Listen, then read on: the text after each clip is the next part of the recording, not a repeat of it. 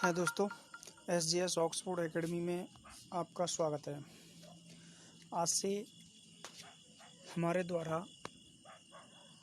The Hindu editorials discussion शुरू किया जा रहा है।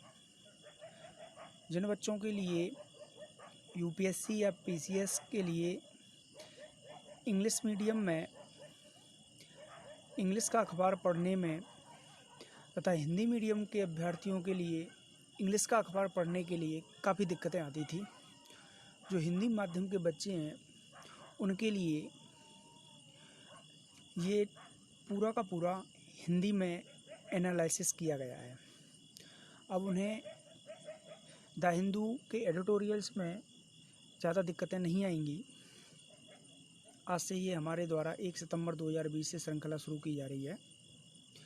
तो चलिए डिस्कशन स्टार्ट करते हैं। देखो, सबसे पहले मैं एक आर्टिकल्स डिस्कशन करूँगा जीएसटी रिफॉर्म से संबंधित। जीएसटी रिफॉर्म्स से पहले ये जान लेते हैं कि जो जीएसटी लागू की गई है देश में, उसमें स्टेट और केंद्र के बीच जीएसटी को लेकर के आज भी एक लंबा विवाद बना हुआ है। ये देखो, टेक्निकल प्रॉब्लम्स है, ये विवाद है, यहाँ पे विभाग नहीं है, विवाद बना हुआ है। इस विवाद को लेकर के कभी सेंट्रल गवर्नमेंट अपनी रिकमेंडेशन जारी कर देती है तो कभी स्टेट गवर्नमेंट रिकमेंडेशन जारी कर देती है। तो अब हाल ही में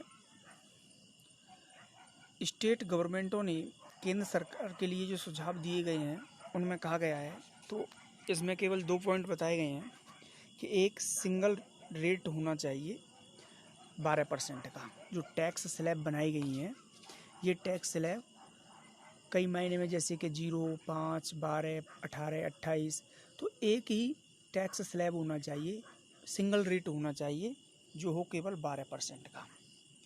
उसमें से स्टेट गवर्नमेंट कहती हैं कि 2% स्टेट, 10% स्टेट को दे देना चाहिए। 10% स्टेट और सेंट्रल गवर्नमेंट इन दोनों के बीच में बंटना चाहिए। और वो ये जो बंटवारे का सिलसिला है ये वित्त मंत्रालय के अकॉर्डिंग किया जाता है। दूसरी ओर इस 12% में से 2% लोकल बॉडीज़ को दे देना चाहिए, जैसे कि ग्राम पंचायत या नगर पालिका, इनको दे देना चाहिए। तो इस तरीके से ये सुझाव दिए थे। अब चलिए द हिंदू एडिटोरियल्स में अब हम नेक्स्ट आर्टिकल को कवर करेंगे। तो देखिए, ये जो टॉपिक है तुम्हारा, ये है सूचना बार फेयर से संबंधित है। इसको हम जीएस पेपर 3 के इस टॉपिक से कवर करेंगे, सुरक्षा से। तो देखो, उदाहरण के तौर पर समझेंगे सूचना बार फेयर से संबंधित ये आर्टिकल्स है। पहले उदाहरण देखेंगे और उसके बाद में डेफिनेशन देखेंगे, फिर क्या क्या सुझाव हैं इससे बचने के लिए, क्या क्या दिक्कतें आ रही हैं, ये सारा डिस्कशन इस आर्टिकल में करेंगे। तो उदाहरण के तौर पर देखो, तेज बहादुर नाम का एक बीएसएफ का जवान था। उसने सोशल मीडिया पर बहुत समय पहले खराब भोजन मिलने की जानकारी दी थी। ये बीएसएफ के जवान थे तेज बहादुर। इन्होंने बताया था कि हम देश के लिए मर मिटते हैं, हम देश के लिए अपनी जान की बाजी लगाते हैं, लेकिन हमें अच्छा खाना भी नसीब नहीं होता है, बाकी की सुविधा की तो बात ही छोड़िए। अब इसके बाद में देखा गया तो इस तरीके से जो तेज बहादुर जी ने किया था, ये एक काफ़ी लंबा सिलसिला चढ़ा और फिर तो सोशल मीडिया पे ऐसे ही जो अभियान थे उनकी एक बाढ़ सी आ गई। मतलब एक बार ये तेज बहादुर जी ने जो इस तरीके से जो संकेत दिया था, मतलब उन्होंने अपनी दिक्कतें बताई थी, उसके बाद तो सोशल मीडिया पर जो सेना के खिलाफ जो एकदम सोशल मीडिया पे बाढ़ सी आ गई। ये नहीं मालूम पड़ रहा कि यार कौन कर रहा है, क्या है, बड़ी दिक्कतें सामने आई। लेकिन ये सब जो है पाकिस्तान की एक ISPR जो है ये इसके द्वारा की जा रही थी। ये एक इसके तहत ये अभियान चलाए गए थे, क्योंकि उन्हें मालूम पड़ गई कि इस तरीके से जो जवान है ये दिक्कतें हो रही हैं, और जवान खुल करके मीडिया में जो है कह रहा है। उसी बेस को मजबूत करके, उसी बेस को बना करके ISPR ने, जो पाकिस्तान की एक एजेंसी है, इसने इसी तरीके से सैनिक बना करके कभी कश्मीर के युवाओं को, कभी पाकिस्तान के युवाओं को लेकर के काफ़ी ऐसे मुद्दे उठाए और ये एक अभियान सा शुरू कर दिया, यानी अभियान आ गया। और ये अभियान क्यों शुरू किया गया था कि इस तरीके का माहौल जब भारतीय सेना के और जवान देखेंगे तो इससे मनोबल कमज़ोर पड़ेगा। भारतीय जवान जैसे कि भाई सोचने लगेंगे कि जब तेज बहादुर जी के साथ ऐसा हो रहा है तो भाई हम भी हमारे साथ भी कभी होगा, तो इस तरीके से इंडियन गवर्नमेंट तो हमारी तरफ ध्यान ही नहीं दे रही है, तो इस तरीके से ये उनका मनोबल कम होगा। और यही पाकिस्तान चाहता था कि जो है लोगों के प्रति जो जवान हैं उनका भी मनोबल गिरे, और दूसरी तरफ जो आम नागरिक हैं जिनके बच्चे लगे हुए हैं फोर्सों में, उनके प्रति भी ये घृणा का माहौल पैदा हो, तो यहाँ पे भी एक टेंशन्स क्रिएट हो, और यही पाकिस्तान चाहता था। दूसरी तरफ अपनी पर्सनल आर्मी ऑर्गेनाइजेशन, अब जो पर्सनल आर्मी ऑर्गेनाइजेशन थी इंडिया की, उन्होंने एक इस कंडीशन से निपटने के लिए बहुत जल्दी एक ऑर्डर जारी किया और उन्होंने कहा कि जिन सैनिकों को शिकायत है वो अपनी शिकायत हमारे अधीन करें, यानी हम लोगों को सुनाएं, सोशल मीडिया पे न जाएं, जिससे कि इन सोशल में जो शिकायतें हैं वो करने में दिक्कत नहीं है, लेकिन उनका कोई मिसयूज करे, सबसे बड़ी प्रॉब्लम ये थी। तो जो पर्सनल आर्मी ऑर्गेनाइजेशन है उसने ये एक एडवाइस जारी कर दी। उसके बाद दूसरा एग्जाम्पल अब हम देखते हैं। देखो कश्मीर में क्या हुआ था, मुठभेड़ के दौरान तो सैनिकों ने कई आतंकवाद के एक ग्रुप पे फायरिंग वगैरह सी हो गई, तो उस समय एक बच्चे के जो परिवारीजन थे, जो सिविलियन थे, वो मारे गए, मतलब जो है वो मारे गए थे, और उस कंडीशन में उस बच्चे को भारतीय जवानों के द्वारा बचाया गया था। इस कंडीशन में अखबारों में पोस्ट वगैरह भी आ गई थी, लेकिन पाकिस्तान ने क्या किया, पाकिस्तान ने इसको जस्ट उल्टा कर दिया, प्रोपेगेंडा बना करके पाकिस्तान ने इसे, पाकिस्तान की जो ISPR एजेंसी है उसके द्वारा इसको गलत तरीके से फैलाया गया। उन्होंने कहा कि भाई जो इंडियन आर्मी है उसके जवानों ने इसके दादा नाना इनको मारा है, और इस बच्चे को अब ये कह रहे हैं कि इसको हमने अपनी सुरक्षा में बचा लिया। तो ये पाकिस्तान ने जस्ट उल्टा कर दिया। तो उल्टा करने पे अब प्रॉब्लम आ रही है। तो इस तरीके से जो प्रोपेगेंडा पाकिस्तान फैला रहा है, इससे क्या होता है, कश्मीर के जो युवा लोग हैं उनमें आर्मर्ड फोर्स के बारे में अच्छे विचार नहीं आएंगे। अगर आर्मर्ड फोर्स के बारे में ये अच्छे विचार बनेंगे तो वो टेररिज्म में नहीं जाएंगे और वो सही एक विकास धारा से जुड़ जाएंगे।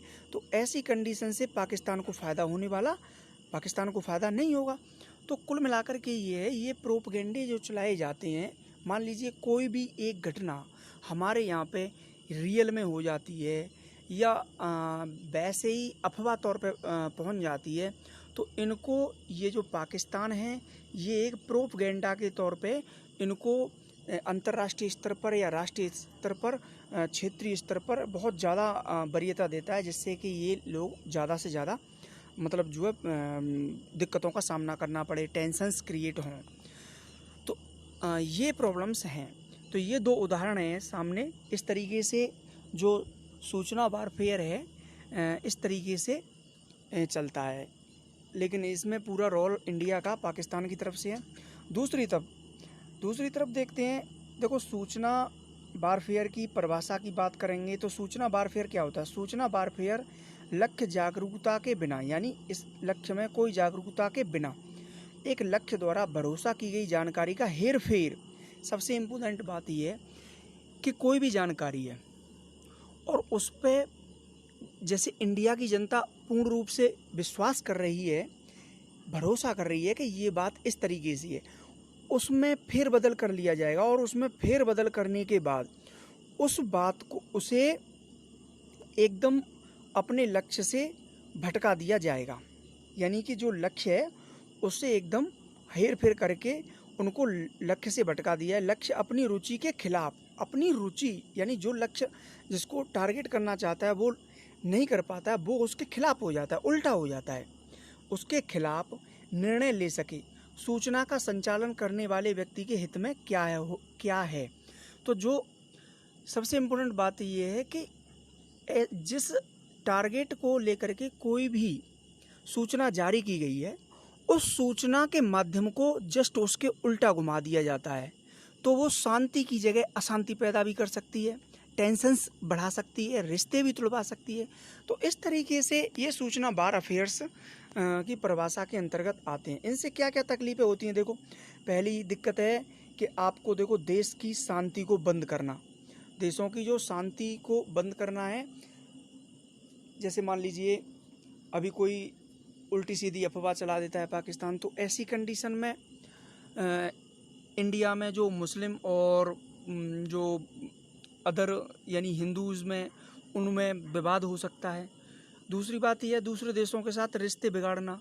इसका एक सबसे बड़ा एग्जाम्पल है, यानी पाकिस्तान की कुछ एजेंसियां या युवाओं ने ऐसे स्टेटमेंट जारी किए कि यूएई ने या फिर अन्य जो मध्य एशिया के जो कंट्रीज़ हैं उन्होंने हिंदुस्तान के खिलाफ कुछ स्टेटमेंट जारी किए हैं। अब इनको लेकर के इंडिया के कुछ युवाओं ने भी अपने स्टेटमेंट उनके बारे में जारी कर दिए। अब क्या हुआ, अब ये स्टेटमेंट जब खोजे गए तो जो मध्य एशिया के जो देश थे उन्होंने अपने ऐसे स्टेटमेंट भारत के प्रति कोई भी जारी नहीं किया। लेकिन फिर भारत ने भी इनको आश्वासन दिया और कहा कि हम रिश्ते बनाने के लिए प्रतिबद्ध हैं, न कि बिगाड़ने के लिए। लेकिन ये भी एक पाकिस्तान के द्वारा फैलाया गया प्रोपेगेंडा था। तो इस कंडीशन में तीसरा जो एग्जाम्पल है रिश्ते तुड़वाने, तीसरा एग्जाम्पल है अनरेस्ट पैदा करना। ये अनरेस्ट है, अनरेस्ट पैदा कर देते हैं। और चौथा एग्जाम्पल की बात करते हैं तो देखो, भारत में इस्लामोफोबिया जैसा अभियान चलाया जा रहा है। लंबे समय से पाकिस्तान में ये खबरें जारी की जा रही हैं। यानी बार बार पाकिस्तान ये भारत पे आरोप लगाता है कि भारत में इस्लामोफोबिया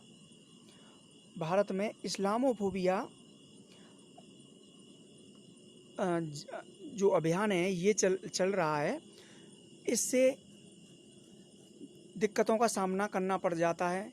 इस तरीके से जो इस्लामोफोबिया को लेकर के भी कई देशों ने स्टेटमेंट किए, लेकिन इस सिचुएशन में पाकिस्तान का जो खुलासा होने लगा था। दूसरी तरफ देखेंगे, देखो वही हम बात करते हैं इन्फॉर्मेशन जो वारफेयर है, इसके 6 कारक होते हैं। पहला होता है साइकोलॉजिकल ऑपरेशन, यानी मनोवैज्ञानिक ऑपरेशन होता है इसका। दूसरा कारक इसका होगा इलेक्ट्रॉनिक वारफेयर्स होगा। तीसरा कारक होगा मिलिट्री डिस्पेंसन और चौथा कारक होगा फिजिकल डिस्ट्रैक्शन। पांचवा होगा सिक्योरिटी मेजर्स और छठवां हो जाएगा इंफॉर्मेशन अटैक्स। तो ये 6 कारण होते हैं, 6 कारक हैं। इनकी वजह से इन्फॉर्मेशन वार की शुरुआत होती है। इनमें से कोई सा भी एक कारण टेंशन दे सकता है। दूसरी तरफ इन्फॉर्मेशन जो वार है ये टारगेट पर सूचना को रोकता नहीं है, ये मजबूर कर देता है टारगेट को, यानी टारगेट को मजबूर करता है उनको रोकने के लिए। दूसरी तरफ गलत इन्फॉर्मेशन के लिए ये फैलाने के लिए शुरू करेगा, लेकिन सही इन्फॉर्मेशन को टारगेट पर पहुंचने से ये रोकेगा। तो इस तरीके से ये इन्फॉर्मेशन चलाया जाता है। इसके 6 कारक होते हैं जो मैंने अभी बताए थे। दूसरी बात ये है कि देखो, पाकिस्तान को बहुत पहले से ही इस कंडीशन के बारे में मालूम थी। देखो, इन्फॉर्मेशन वारफेयर में इन्फॉर्मेशन तथा इंटेलिजेंसी का रोल दोनों का होता है। इसके लिए पाकिस्तान द्वारा जब पाकिस्तान को मालूम हुआ कि इन्फॉर्मेशन जो वारफेयर है उसमें इंटेलिजेंसी और इन्फॉर्मेशन दोनों का रोल होता है, तो पाकिस्तान ने बहुत जल्दी 1948 में ISI की स्थापना की, जिससे कि यानी कि इन्फॉर्मेशन इंटेलिजेंसी के माध्यम से प्रोपगेंडा मतलब इंफॉर्मेशन वारफेयर को चलाया जाए। लेकिन भारत ने काफ़ी, यानी भारत क्या है, भारत ने आईएसआई को तो सिर्फ एक टेररिस्ट के रूप में ही देखा था। लेकिन भारत को इसके बारे में बाद में मालूम हुआ, काफ़ी बाद में समय पड़ा कि ये आईएसआई ये दो तरीके से वार कर रही है। एक तो यानी कि इंफॉर्मेशन वारफेयर के माध्यम से, तो दूसरी तरफ ये मतलब जो है टेररिस्ट के रूप में भी कार्य कर रही है। ये बाद में मालूम हुआ। और भारत को इंफॉर्मेशन वारफेयर के बारे में इंटरनल की मालूम थी, लेकिन एक्सटर्नल चैनल के द्वारा इंफॉर्मेशन वारफेयर के बारे में बाद में मालूम हुआ। तब जाकर के 1968 में भारत ने रिसर्च एंड एनालिटिकल विंग को इस्टेब्लिश्ड किया, यानी RAW को तब जाकर के बनाया था भारत ने 1948 में। जब तक 1962 का चीन का युद्ध हो चुका था, 1965 का भी पाकिस्तान के साथ युद्ध हो चुका था, तो तब तक भारत ने 1968 में जाकर के उसने ये समझा, तब जाकर के ये रॉ बनाया था। दूसरी तरफ पाकिस्तान बहुत तेज़ तर्रार था, वो तो ये करने में पूरा सक्षम था। तो इस कंडीशन में क्या किया उसने, inter services public relation ISPR इसकी स्थापना मई 1949 में कर दी। इसी के द्वारा आज भी और पहले से भी पाकिस्तान प्रोपगेंडा भारत में चलाता है। अब पाकिस्तान ने क्या देखा कि इंटरनेट के आगमन के बाद इन्फॉर्मेशन का दायरा तो काफ़ी बढ़ गया। जैसे इंटरनेट का विकास हुआ तो इससे तो जो इन्फॉर्मेशन का दायरा है वो काफ़ी बड़ा, स्केल्स बढ़ गया। तो ऐसी कंडीशन में पाकिस्तान ने इसका फ़ायदा उठाया।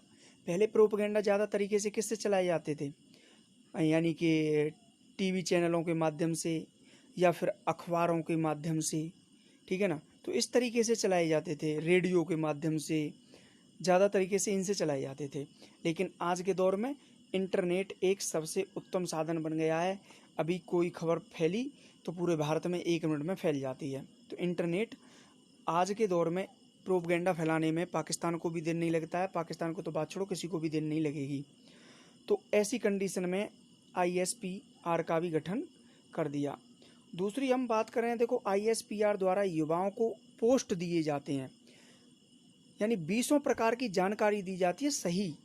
जैसे अभी मैं बता रहा था आपको कि तेज बहादुर वाला जो कंडीशन है, और जो वो पोस्ट हुई थी कि बच्चा जो है भारतीय सेना बोल रही है कि हमने बचा दिया है, तो ऐसी पोस्ट अपने जो फेसबुक और ट्विटर के जो पोस्ट हैं उनको दे दिया जाता है वहाँ के युवाओं को।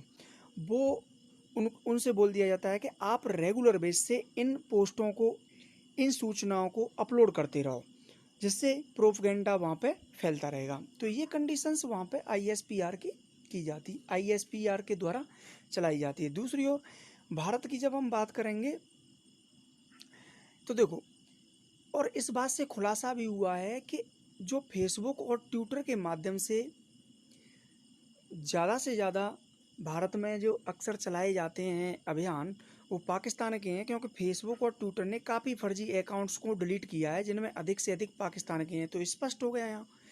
दूसरी ओर पाकिस्तान में बहुत सारे, यानी लगभग 4000 मजबूत उच्च शैक्षिक इंफॉर्मेशन वेलफेयर विशेषज्ञों का एक नेटवर्क भी बना हुआ है, यानी कि 4000 है इनकी संख्या, इसने बना के रखा है, यानी सबसे बड़ा नेटवर्क है यहाँ पे।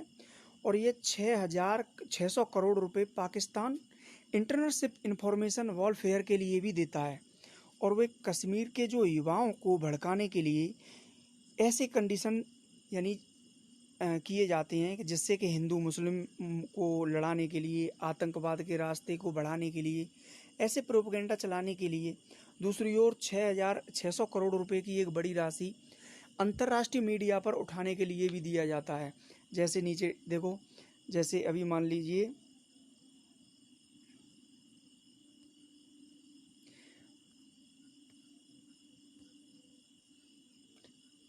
जैसे जम्मू कश्मीर में 370 हटाने के बाद पाकिस्तान ने इंफॉर्मेशन वारफेयर को काफ़ी उत्तेजित किया था। अंतर्राष्ट्रीय स्तर पर भी इसने कुछ जो जर्नलिस्ट हैं उनको पैसा दिया था, पेड किया था, तो वो अपने अखबार में मतलब एक पूरा पेज छापते थे। तो ये एक पाकिस्तान के द्वारा वहाँ पे एक इशू उठाने के चक्कर में पाकिस्तान ने ऐसा करके दिखाया, और उसके लिए पाकिस्तान वहाँ की लोकल लोगों से पैसा लेकर के इस तरीके से अभियान चलाना चाहता है। पाकिस्तान के इंफॉर्मेशन वारफेयर के विरुद्ध भारत की क्या क्या तैयारी है, अब हम देखते हैं क्या क्या तैयारी भारत ने इस वारफेयर से लड़ने के लिए कर रखी हैं। सबसे इम्पोर्टेंट बात ये है, तो देखो सबसे बड़ी बात ये है, भारत अभी भी तैयार नहीं है। वो आज भी ज़्यादा तरीके से 1962, 1965 और 1999 के युद्धों में खोया हुआ है। वो तो सिर्फ ये चाहता है कि हमने ये 2 युद्ध जीत लिए, हमने पाकिस्तान को हरा दिया। लेकिन दूसरी बात ये है वो आज भी जवाहरलाल नेहरू की डॉक्ट्रिन पर, जवाहरलाल नेहरू की बनाई हुई जो नीति है उस पर भरोसा करता है। उन्होंने एक्सटर्नल जो अफेयर्स हैं उनके बारे में बताया था। उन्होंने बताया था कि जो मान्यता प्राप्त ऑफिसर हैं वो राज्य को विदेशी राज्यों के साथ किस तरीके से रिप्रेजेंटिव कर सकेंगे, यानी रिप्रेजेंटिव करेंगे, ये उनके ऊपर है, पहला पॉइंट। दूसरा पॉइंट, बिजनेस के हिसाब से अपने राज्य को किस तरीके से कंडक्ट करेंगे, ये दूसरा पॉइंट हो गया। और ये तीसरा है, देश का अपराधी दूसरे देश में पकड़ा जाता है उसे भारत लाना, तो ये तीसरा पॉइंट हो गया। तो कुल मिलाकर के ये जवाहरलाल नेहरू की जो एक्सटर्नल अफेयर्स जो नीति है उसमें इन 3 पॉइंटों पर काफ़ी चर्चा की गई है, और इन 3 पॉइंटों को लेकर के ही देश आगे बढ़ रहा है।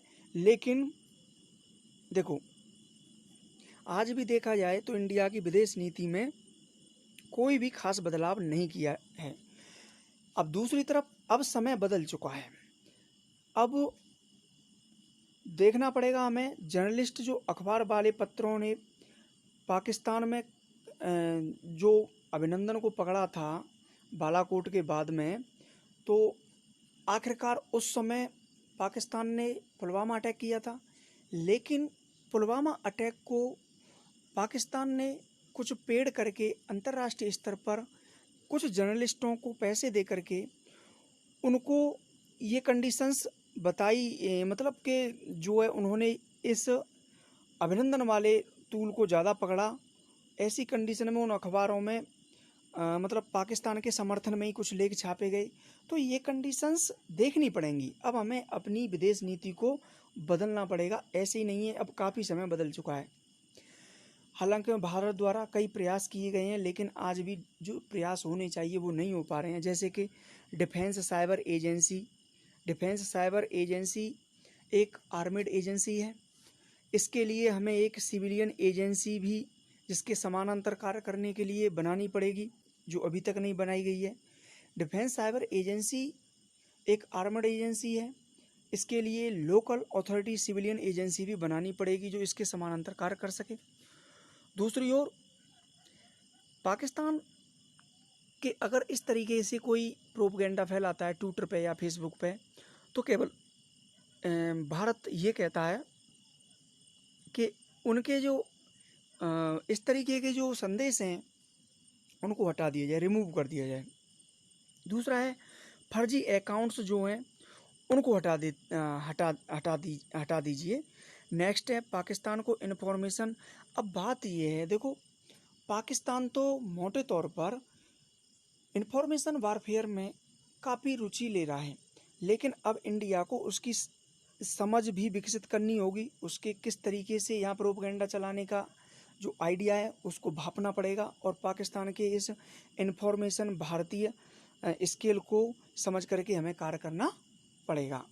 तो ये था तुम्हारा इंफॉर्मेशन वारफेयर से संबंधित। दूसरी ओर देखो, दूसरी ओर ये टॉपिक है तुम्हारा जीएस पेपर 2 जीएस पेपर 4 से जोड़ेंगे इसे। टॉपिक है रोल ऑफ सिविल सर्विसेज, यानी सिविल सर्विस की भूमिका। सिविल सर्विस की क्या भूमिका है? देखो, हाल ही में राजस्थान के भीलवाड़ा में कोविड-19 से निपटने के लिए ब्यूरोक्रेसी ने एक मॉडल बनाया और ये मॉडल बहुत ही कामयाब रहा। वहाँ पे कोविड-19 जो फैलना चाहिए वो उतने अन्य के मुकाबले बहुत कम फैला और जहाँ तक है ना के बराबर रहा। फिलहाल की सिचुएशन और कंडीशन तो बहुत ही अच्छी है भीलवाड़ा में। अब देखो, आज की इस मॉडल को लेकर के पूरे देश में लागू करने पे कवायद है और हो भी रही है। अब यहाँ ये देखा जाता है कि हाँ भाई, अगर जो लोकल ब्यूरोक्रेसी हैं अगर वो ठीक तरीके से काम करेंगे, अगर इसी तरीके से सभी ब्यूरोक्रेसी काम करेंगे तो जो गवर्नेंस है उसको प्रभावशाली बना सकते हैं, यानी गवर्नेंस को प्रभावशाली बना सकते हैं, यानी उस गवर्नेंस को प्रभावशाली बना सकते हैं, प्रभाव डाल सकते हैं और उसमें काफ़ी चेंजिंग ला सकते हैं। अब देखो, हमारे देश की वर्तमान और हमारे देश में जो वर्तमान में जो मॉडल चल रहे हैं, हम उनको भी अच्छे तरीके से मेंटेन कर सकते हैं। जनता को सर्विसेज यानी अच्छी सर्विसेज प्रोवाइड कर सकते हैं, ठीक है ना। तो ये कंडीशंस हम कर सकते हैं।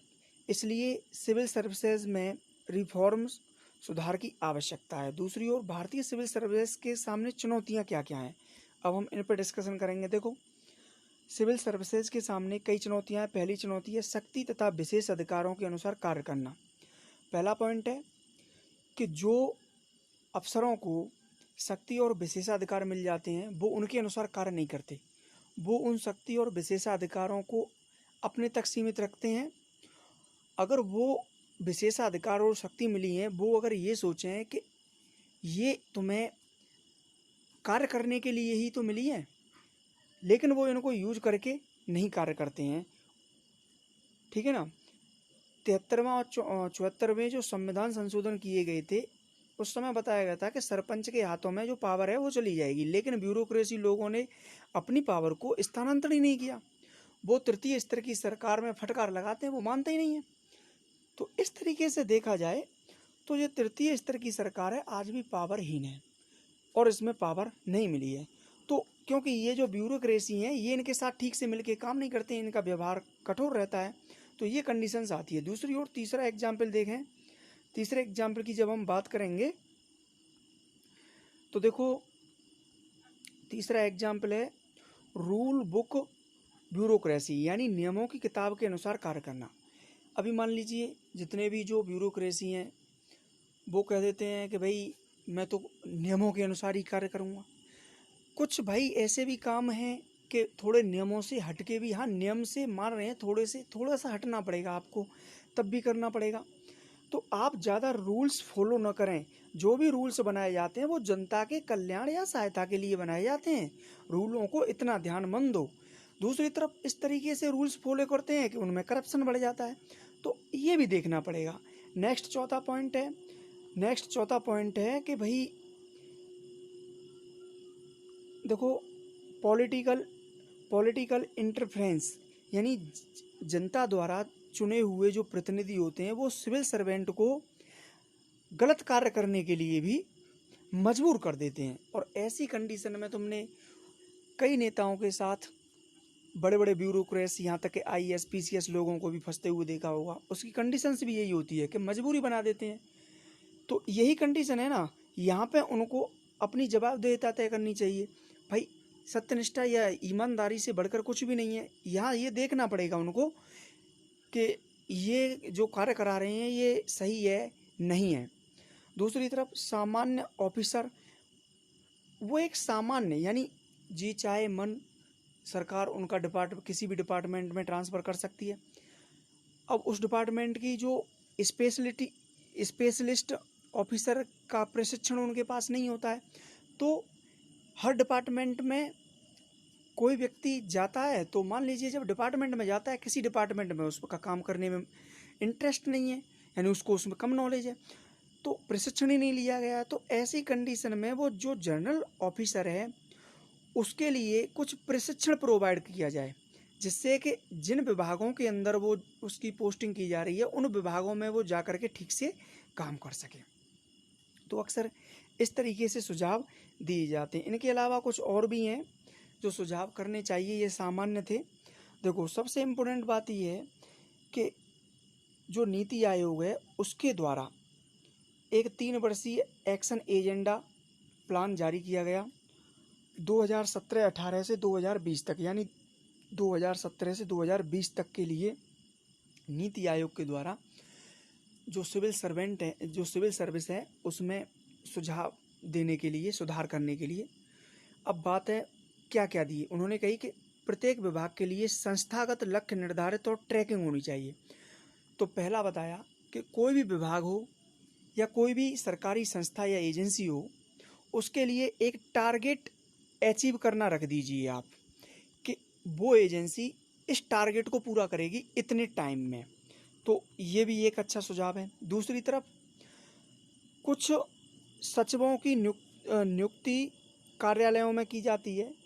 जब उनकी रिटायरमेंट का टाइम आ जाता है, यानी 1-2 बरस उनके पास रहती हैं, तब जा कर के गवर्नमेंट उनकी नियुक्ति उन पोस्टों पे करती है।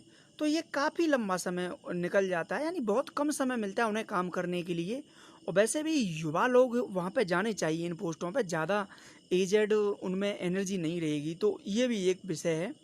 दूसरी तरफ विशेषज्ञता बढ़ाई जाए और पार्श्व प्रविष्टा को शामिल किया जाए। जो अभी मैंने इससे पहले बताया था कि जर्नलिस्ट ऑफिसर्स नहीं होने चाहिए, स्पेशलिस्ट ऑफिसर की भी ट्रेनिंग देनी चाहिए, तो कुछ विशेषज्ञता भी बढ़ानी चाहिए। तो ये भी थे। इनके अलावा देखो कंडीशंस हैं कि कुछ आउटसोर्सिंग भी होना ज़रूरी है। यानी कि देखो, यानी और बताया गया है कि सरकारी कर्मचारियों के लिए HR प्रणाली लागू की जानी चाहिए। E governance and paperless governance ये सामान्य से हैं।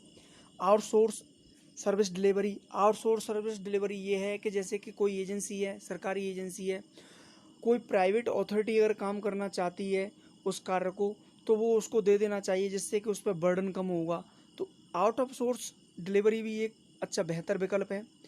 हाल फिलहाल में सिविल सर्विसेज रिफॉर्म के लिए सरकार द्वारा जो डिसीजन लिए गए हैं, जैसे कि कैडर पॉलिसी में बदलाव, यानी कि ये ऐसा बदलाव है जैसे कि मान लो जैसे कि ऑफिसर नियुक्त हो गया, अब वो ट्रेनिंग के दौरान रुचि नहीं ले रहा है, तो ट्रेनिंग करने के बाद उसके जो उसने क्या क्या कंपटीशन फाइट किया, वहाँ पे क्या क्या उसकी परफॉर्मेंस है, जो वहाँ पे जो परफॉर्मेंस होगी उसके आधार पर अब हमें अधिकारी को कैडर मिलेगा। तो ये भी एक सही है आइडिया। दूसरी ओर भ्रष्ट अधिकारियों को रिटायर करना, ये भी एक पॉइंट है। जबरन रिटायर कर रहे हैं जो भ्रष्ट अधिकारी हैं, क्योंकि इनकी इंटीग्रिटी पर दाग आ गया है। तो ये चीज़ एक सामान्य सी बात है, लेकिन इंडिया को ये भी देखना होगा कि ये मतलब इनके अलावा कुछ और भी स्टेप्स हैं, जैसे जो इस आर्टिकल में बताए गए हैं सरकार को उठाने, जैसे क्षेत्रीकरण और सेवाओं का हार्मोनीकरण। देखो 60 से प्लस कुछ ऐसी सर्विसेज हैं जिनमें सिर्फ गवर्नमेंट ये सोचती है कि केवल सिविल सर्वेंट का अपॉइंटमेंट कर लिया जाए और उसको डाल दिया जाए, फिर वो उसमें काम करता रहेगा। तो ये एक पॉइंट है, पहले इनको निश्चित भी करना चाहिए गवर्नमेंट को कि इसके लिए किस रेंज का व्यक्ति, किस योग्यता का व्यक्ति चाहिए। तो ये भी एक ज़रूरी पॉइंट है, इससे प्रोडक्टिविटी नहीं निकलेगी। दूसरी ओर कोड ऑफ एथिक्स पर काफ़ी ध्यान देना चाहिए। अच्छे ऑफिसरों के लिए इनिशिएटिव एक्शन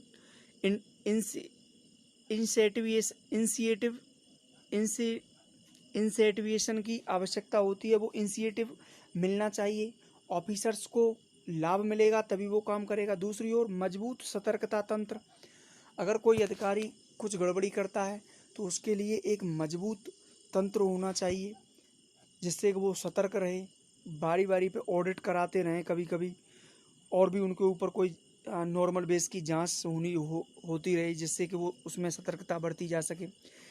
ई कार्यालय यानी उनके कार्यालय जो है डिजिटलाइजेशन में किए जाएं, जिससे उन्हें कोई तकलीफ ना हो अपनी सूचनाएं सेवाएं देने में भी।